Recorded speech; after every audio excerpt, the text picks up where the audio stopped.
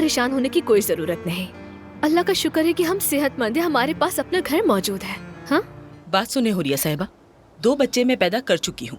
मैं जानती हूँ कि बच्चा कब होगा, अभी वक्त नहीं हुआ। ये तो गलत बात है ना अजमत साहिबा। खैर मैं बता देती हूँ, असल में अजमत साहिबा ने मलिहा का हाथ मांगा है। और भाई मैंने ये भी सुना है कि अदनान नियाजी को तलाश कर रहा है। अरे वाह वाह, ये तुम क्या कह रहे हो अब्बास? अरे माशाल्लाह, कितना प्यारा बच्चा है, कितना प्यारा।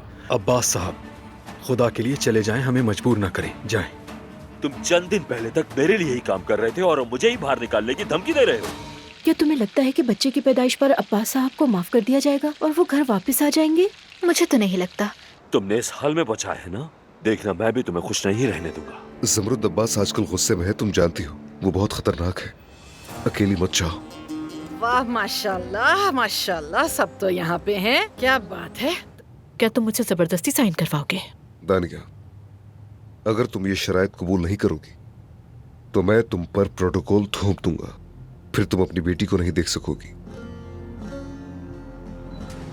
दानिया ने दस्तखत कर दिए हैं, हम जल्द तलाक लेंगे, मतलब सब कुछ पहले जैसा हो जाएगा।